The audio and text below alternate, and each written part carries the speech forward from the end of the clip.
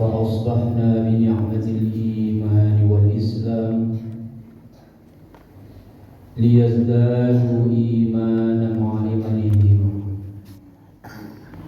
أشهد أن لا إله إلا الله وحده لا شريك له وأشهد أن محمدا عبده ورسوله صلى الله عليه وسلم لا نبي بعده. اللهم فصل وسلم وبارك على هذا النبي الكريم وعلى آله وصحبه ومن تبعه بإحسان إلى يوم الدين. أما بعد، فقال الله تعالى في القرآن الكريم: أعوذ بالله من الشيطان الرجيم. بسم الله الرحمن الرحيم. الذين آمنوا وتطمعون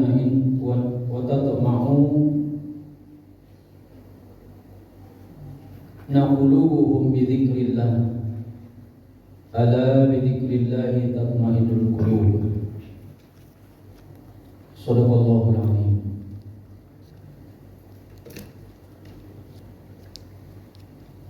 Alhamdulillah, puji dan syukur kita ucapkan kepada Allah Subhanahu wa taala.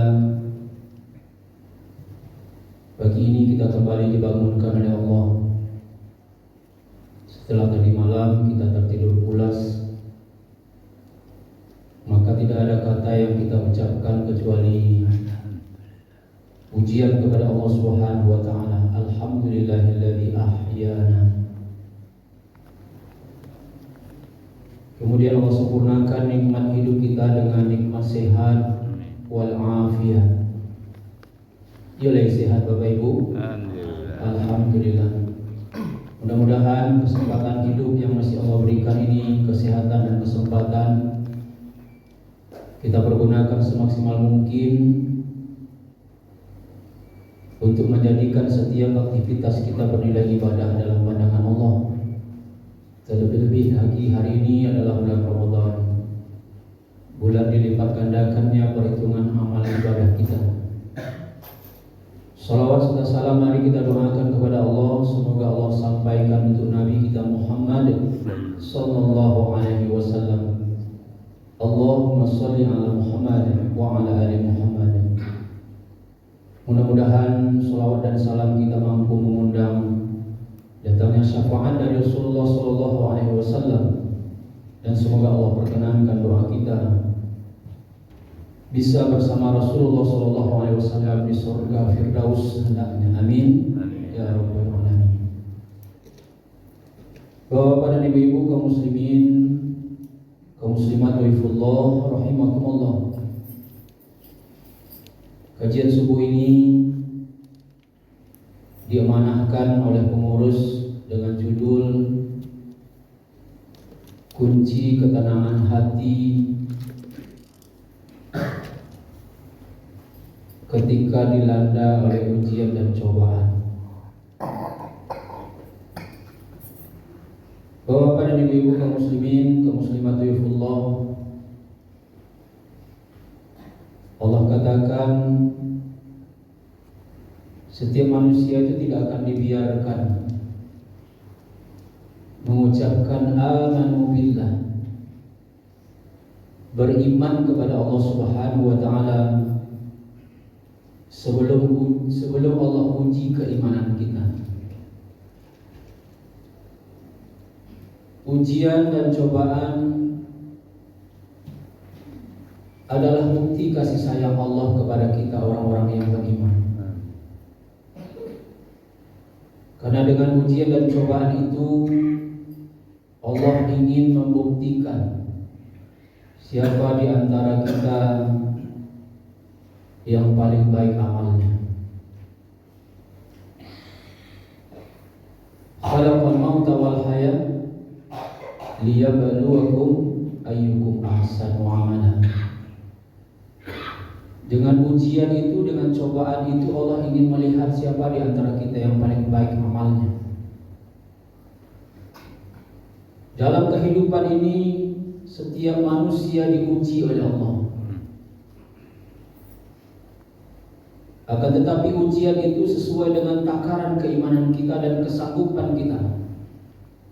Karena Allah tidak akan pernah menguji hambanya kecuali yang sanggup terpikul olehnya. La yukallifullahu nafsan illa wus'aha. Nah, Bapak dan Ibu, ujian itu bermacam-macam. Ada ujian berupa kelaparan, ketakutan yang berlebihan, kekurangan harta, kehilangan orang yang kita cintai, kebakaran, tanah longsor, banjir bandang, gunung meletus, gempa bumi, dan segala macamnya. Maka setiap orang beriman itu diuji oleh Allah. Tidak ada kata yang kita ucapkan kecuali alladzina idza asabatuhum musibah qalu inna lillahi wa inna ilaihi raji'un. Ditimpa kebakaran, inna lillahi wa inna ilaihi raji'un. Sesungguhnya harta itu adalah titipan Allah, sekarang Allah yang ambil. Terjadinya banjir bandang, tanah longsor sehingga menelan korban jiwa di pihak keluarga kita yang kita cintai. Tidak ada kata yang kita ucapkan kecuali inna lillahi wa inna ilaihi raji'un. Bahkan Rasulullah SAW mengajarkan kepada kita ketika kita ditimpa musibah, maka ucapkanlah kalimat istirja dan berdoalah. Inna lillahi wa inna ilaihi raji'un. Allahumma ajirni fi musibati wa akhlifli khairan minha. Sesungguhnya kami datang dari Allah dan akan kembali kepada Allah. Allahumma ajirni, ya Allah, beri pahalalah kami dengan adanya musibah ini, wa akhlifli khairan minha, dan gantilah apa yang telah Engkau ambil itu ya Allah dengan yang lebih baik daripada itu. Nah, inilah doa pendek yang diajarkan oleh Rasulullah ketika kita ditimpa ujian, cobaan dan musibah. Di samping kita mengucapkan kalimat istirja, maka kita diajarkan satu potong doa pendek oleh Rasulullah untuk selalu kita baca. Mohon pertolongan Allah bahwa setiap musibah itu di baliknya ada pahala. Dan kita mohon kepada Allah semoga Allah ganti apa yang telah Allah ambil itu dengan yang lebih baik daripada itu. Maka Bapak dan Ibu, sikap orang-orang yang beriman ketika menghadapi ujian dan cobaan, Allah katakan dalam firman-Nya, ya ayyuhalladzina amanu ista'inu bis-sabri was-salah. Innallaha ma'as-sabirin. Wahai orang-orang yang beriman, mohon pertolonganlah kamu kepada Allah dengan sabar dan mendirikan sholat. Sesungguhnya Allah bersama orang-orang yang sabar. Maka sikap kita sebagai orang yang beriman ketika diuji, ketika ada cobaan, musibah, kata Allah sabar. Karena ini adalah datangnya dari Allah. Segala sesuatu tidak akan terjadi kecuali izin Allah. Ma asaba min musibatin illa biidznillah. Tidak akan terjadi suatu musibah kecuali izin dari Allah Subhanahu wa taala. Maka sikap kita sebagai orang yang beriman sabar. Sabar adalah kata yang begitu gampang, begitu mudah untuk diucapkan, tapi sulit mengaplikasikannya. Ketika ada saudara-saudara kita yang ditimpa musibah, begitu mudahnya mulut ini berkata sabar ya Pak, Sabar ya Bu, ini adalah ujian, cobaan, musibah dari Allah Subhanahu wa taala. Tapi yang paling berat itu adalah mengaplikasikan sikap sabar itu dalam kehidupan kita sehari-hari. Mampukah kita mengatakan ketika kita dapat musibah, sabar? Ketika orang yang kita cintai berpulang ke rahmatullah, maka begitu mudahnya orang mengatakan kepada kita, sabar Pak, sabar Bu. Satu pengalaman Bapak dan Ibu, ketika seorang mantan rektor IAIN Imam Bonjol Padang ditimpa musibah dalam sebuah kecelakaan ketika beliau menghadiri acara wisuda anak beliau di Palembang. Beliau beserta istri berangkat lewat udara, sementara keluarga lainnya berangkat lewat darat. Sesudah bergembira ria menyaksikan wisuda anak beliau, lalu beliau bersama istri kembali lewat udara dan keluarga kembali lewat darat. Allah berkata lain Bapak dan Ibu, di tengah dalam perjalanan mobil ini kecelakaan. 2 orang meninggal di tempat, 2 orang lagi meninggal di rumah sakit. Kemudian dalam sebuah acara takziah, banyak mahasiswa datang pada acara itu. Lalu mahasiswa ini memperhatikan bagaimana mantan rektor IAIN Imam Bonjol ini menyikapi musibah.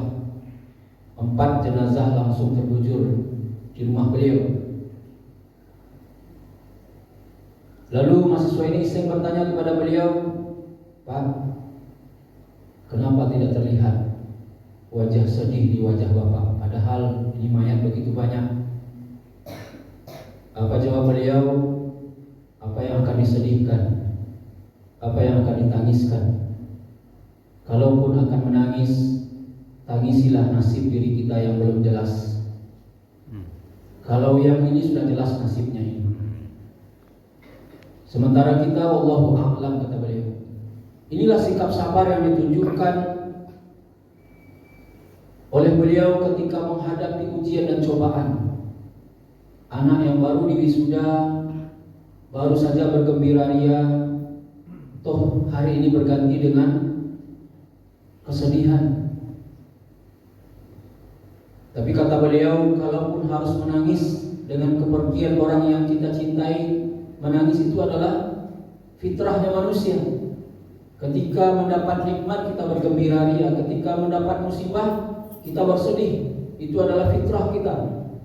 Tetapi kata beliau, kalaupun harus menangis, tangisilah nasib diri kita yang belum jelas. Kemudian yang kedua Bapak dan Ibu, sikap kita dalam menghadapi ujian cobaan dari Allah Subhanahu wa taala agar hati ini tenang. Selalu zikrullah, selalu ingat kepada Allah bahwa setiap musibah itu datangnya dari Allah.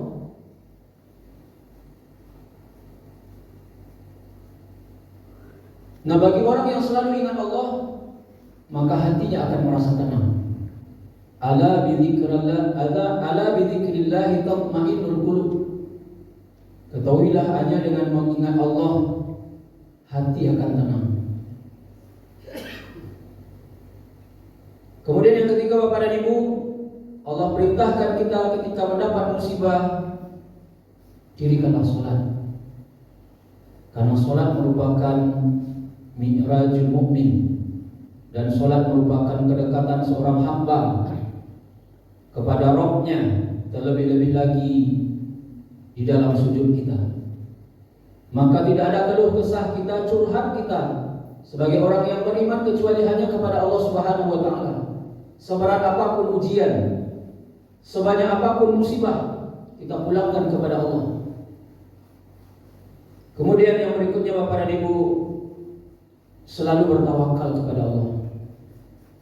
Wa may yatawakkal 'ala Allah, siapa yang bertawakal kepada Allah, Allah akan selalu memberikan jalan keluar dari setiap ujian, dari setiap cobaan, bahkan dari setiap musibah, kesulitan hidup.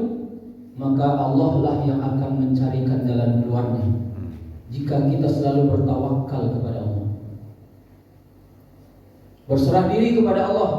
Kita hanya diperintahkan berikhtiar, sementara hasilnya tawakal tu ala Allah, serahkan kepada Allah Subhanahu wa taala.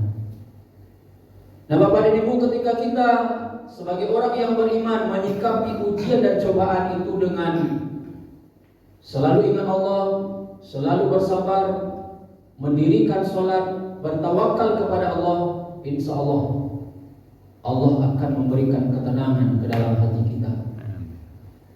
Karena kita manusia punya keterbatasan dari segi kemampuan, maka Allah lah yang maha luas pertolongannya. Maka tidak ada yang pantas kita minta pertolongannya kecuali hanya Allah.